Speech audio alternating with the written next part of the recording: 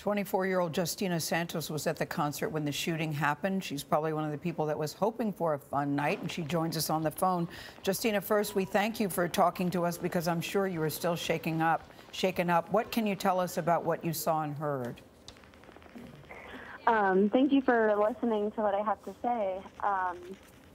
So pretty much what I saw and what I heard was about 20 minutes into his concert, there was what everyone's saying, that firecracker noise, like what you hear on 4th of July, you know, and I'm where I was standing, I was on the left. If you're facing the stage, I was on the left side, the left wing, closer to the stage. And so we initially look over, I saw smoke going up in the air, and just kind of was questioning it, and then all of a sudden, I would say, after hearing that first initial firecracking noise, about 10, 15 seconds later, Jason Aldean is bolting off the stage to the right.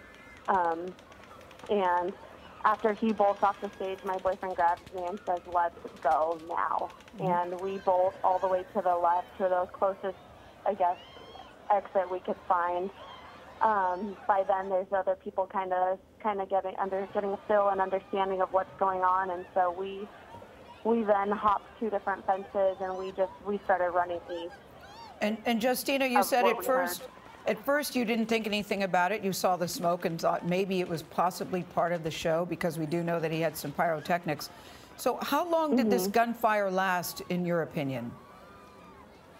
Total length, I would say, I mean, obviously it feels like a super long time, but I would have to say about 20 to 30 minutes total. And it's unfortunate because there'd be a round, and then there'd be a slight pause, and you could hear the screamings, and then another round unloading. And what it sounded like was there was multiple shooters, but what it really was just him unloading one, loading one, unloading one. Did you see people being hit by gunfire as you and your boyfriend were escaping? Thankfully, I did not. I was on the left side facing the stage, and the people that were unfortunately injured or shot were on the right side of the stage. And immediately once we heard it, and our instincts jumped up, and we just went east. We knew, because I'm from Vegas, so I knew, you know what I mean, we could hear and see, and we just I guess our instincts just told us where to go. Fight or flight. Justina, were there any, when you go to the concert or arrive there, I'm not sure if you've gone to this in the past, are exits marked? Is it explained how you're supposed to go in and get out of the concert? Yeah, I did attend this same concert last year, the same festival last year, and there's a clear entrance for people, so everyone knows where to enter. There's one entrance, and exiting, I think they do it kind of differently every year. There's an exit, I think, on one end of so along lengthwise of the strip on the left, on the far left side, and then I'm not sure if they do let people off at where you enter. So there is normally a separate entrance and exit for people. Justina, one thing we have heard throughout this morning is the humanity and people helping people, not just the first responders whose job it is to run in and help those who were wounded, but concert goers there, Samaritans who were helping others. Did you see that as well, and can you describe what you saw? Yeah, I definitely saw a little bit of both. I saw people frantically going, panicking, and then I saw people that were helping. For example, my boyfriend and I, we had to jump several fences, and where we were jumping the fences were the food vendors. So there was actually a hot stove on one end, and then there's a boiling grease on one side. So it was really crazy. So I'm yelling at people, watch out for the grease, it's right there. This stove is hot if you're trying to get on the stove to jump over the fence. And then before you know it, there's a guy. I'm lifting up a girl over the fence. The guy's lifting up me over the fence. My boyfriend's helping somebody over the fence. And so definitely people just 1, 2, 3, you know what I mean? Everybody trying to accomplish the same thing, getting to safety. Justina, have you been to other concerts or outdoor festivals in that area? I was actually at Life is Beautiful last weekend, so yeah. I was at Life is Beautiful last weekend. Also, iHeartRadio was in that same village where Route 91 was taking place last weekend. There was Ninja Warrior show has been filmed at that same fairground where Route 91 is. So yeah, I definitely have. And so for people unfamiliar with where that actually is and where these festivals take place, can you talk about the area? It's just a great big open area where there's drinks, food, great music going on, good people.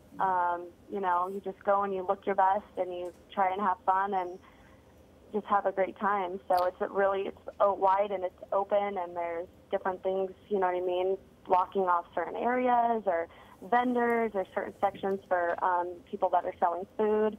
So it's definitely just big open areas, and that's. Did you have any concern, Jaustina, did you have any concern being in a big open area? You know, unfortunately, we have heard stories about shootings at concerts. We know Ariana Grande, there was an explosion in Paris. There was a shooting. As you went to a country music festival, did you have any concerns at all about your safety? Did you find yourself looking around before the concert began, or no? No, ma'am, I did not. Well, Jake Owen joined us a little earlier today, and he said, listen, I'm just a guy who sings songs and writes music. He intends to get back on the stage. He said, we can't let this deter us and live our life. How are you feeling about that? Are you thinking that you would feel safe going to another concert, or are you still processing it all? I would say I'm definitely still processing it all. My car is unfortunately parked at Excalibur, and so it's still there, and I'm kind of a little weary right now thinking about having to go back and pick it up. But I don't think that this incident and this, to this degree, should deter any of us from, you know what I mean, doing what we do best, which is coming together for one single thing, which is music or art or whatever the occasion is, you know, which it shouldn't make us run and hide in a hole. It should definitely bring us all together. Jaustina, it seems to be doing that. Where are you right now? I am at home. I live in Las Vegas off of Silverado Ranch in the 15 freeway. And Jaustina, a lot of us know of Las Vegas as a transient city, a place where people go for a few days, for a concert, for a conference. Las Vegas is home for you.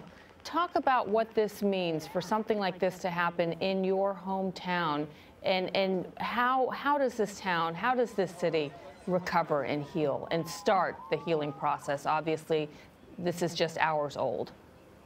Right. I've fortunately been living in Vegas for the past 2 years. I'm going to graduate school at UNLV. And just going forward from this, like I said, you know, we all have to stick together. Metro, I think, is doing a great job keeping us informed. As whatever they know, they let us know. I've been watching the news nonstop since the incident, so I just feel like there's been a lot of camaraderie. Yes, that's right. And, I mean, just togetherness, you know, everyone just coming together. So that's been pretty awesome to see. And I think that in itself and working together is what's going to let Las Vegas, Nevada in general, come up on top over this horrific incident. All right. Jaustina, thank you very much for taking the time to talk to us today. We really appreciate you joining us this morning. And we're glad you're okay. Jaustina Santos is her name, 24-year-old college student.